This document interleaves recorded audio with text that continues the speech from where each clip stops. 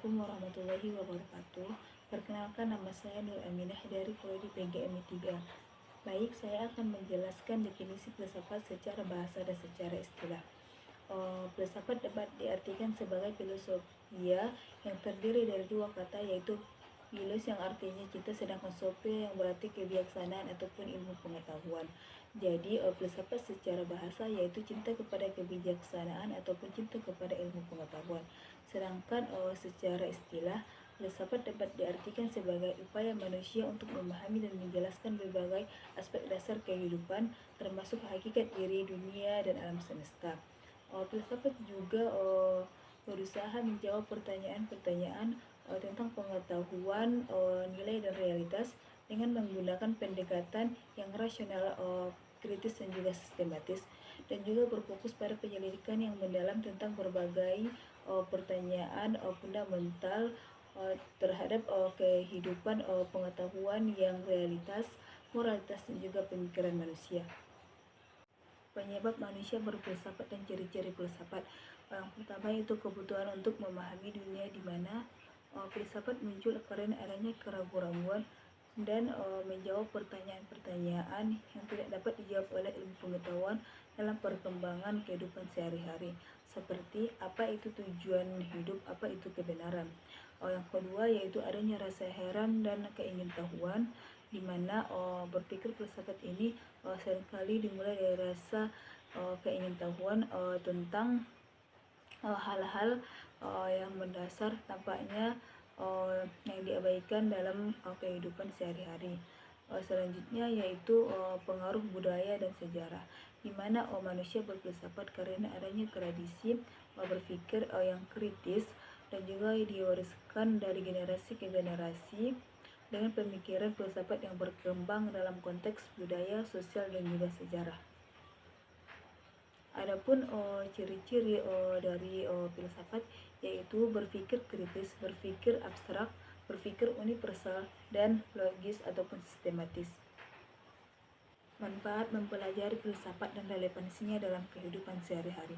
Yang pertama yaitu mengembangkan kemampuan berpikir kritis, yang kedua yaitu memahami nilai dan moralitas, yang ketiga yaitu meningkatkan kemampuan untuk berargumentasi dan diskusi, yang keempat yaitu menghadapi ketidakpastian dalam pertanyaan yang eksistensial, yang kelima yaitu memperluas wawasan dan pengetahuan, yang keenam yaitu mengasah kemampuan untuk berpikir abstrak, yang ketujuh yaitu membangun pemahaman tentang realitas dan pengetahuan, yang kedelapan yaitu meningkatkan kesejahteraan emosional dan psikologis. Relevansinya dalam kehidupan sehari-hari yaitu filsafat dapat mengajarkan kita tentang ketahanan hidup dan bagaimana menghadapi kesulitan hidup, dan dapat membantu kita untuk memahami dunia yang ada di sekitar kita dan dapat mengatasi masalah dan membuat keputusan yang lebih baik.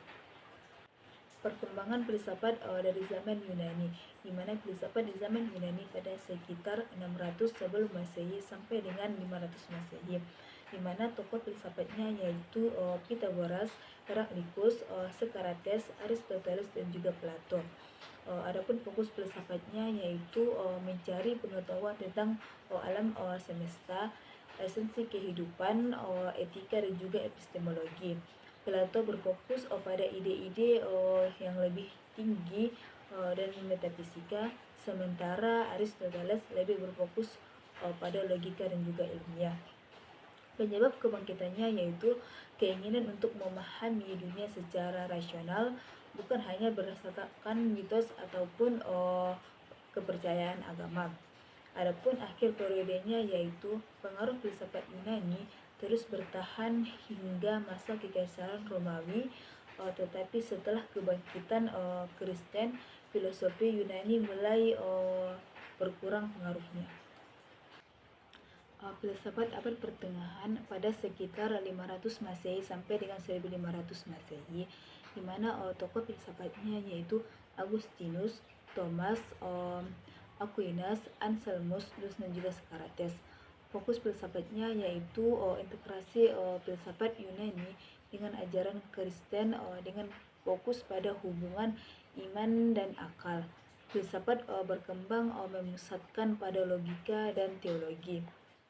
Adapun penyebab kebangkitannya yaitu kebangkitan kekristenan dan kebutuhan untuk menjelaskan keyakinan agama secara rasional serta menyelaraskan filsafat Yunani dengan ajaran gereja. Adapun akhir periodenya yaitu setelah Renaissance dengan munculnya humanisme dan perubahan besar dalam pemikiran ilmiah. Periode ini secara bertahap berakhir. Masa kejayaan filsafat Islam pada sekitar 750 sampai 1250 Masehi, di mana aliran pemikiran yang berkembang dalam dunia Islam dan melibatkan penerapan akal budi untuk memahami berbagai aspek kehidupan seperti Tuhan, alam semesta, etika, dan manusia. Filsafat ini berkembang sejak abad ke-8 dan terus berkembang hingga di zaman modern. Masa kejayaan filsafat Islam pada sekitar 750 sampai 1250 Masehi, di mana aliran pemikiran yang berkembang dalam dunia Islam dan melibatkan penerapan akal budi untuk memahami berbagai aspek kehidupan seperti Tuhan, alam semesta, etika, dan manusia. Filsafat ini berkembang sejak abad ke-8 dan terus berkembang hingga di zaman modern. Adapun tokoh filsafatnya yaitu Al-Kindi, Al-Farabi, Ibnu Sina, Al-Ghazali, dan juga Ar-Razi, di mana fokus filsafatnya yaitu menggabungkan filsafat Yunani terutama dalam Aristoteles dan Plato dengan ajaran Islam. Filsafat Islam membahas teologi, etika, dan hubungan akal dan juga wahyu. Penyebab kebangkitannya yaitu menerjemahkan karya-karya filsuf Yunani ke dalam bahasa Arab dan minat yang besar dalam ilmu pengetahuan dan filsafat di dunia Islam. Adapun akhir periodenya yaitu setelah penurunan kekhalifahan Abbasiyah dan invasi Mughal, filsafat Islam juga mengalami kemunduran meskipun pemikiran Islam tetap mempengaruhi dunia barat. Filsafat di zaman modern pada sekitar 1600 Masehi sampai dengan 1900 Masehi, di mana tokoh filsafatnya yaitu René Descartes, Immanuel Kant, Johann Locke, Friedrich Nietzsche, dan juga Karl Marx. Adapun fokus filsafatnya yaitu pembahasan dari dogma agama dan otoritas klasik, di mana filsafat modern mengarah pada rasionalisme, imperialisme, idealisme, eksistensialisme, dan juga materialisme. Adapun penyebab kebangkitannya yaitu revolusi ilmiah, Renaissance, dan penemuan-penemuan baru dalam ilmu pengetahuan yang mengarah pada pertanyaan tentang alam semesta dan juga pengetahuan. Adapun akhir periodenya yaitu munculnya filsafat modern dan kritik terhadap pandangan-pandangan rasional dan universal serta berkembangnya filsafat kontemporer pada abad ke-20.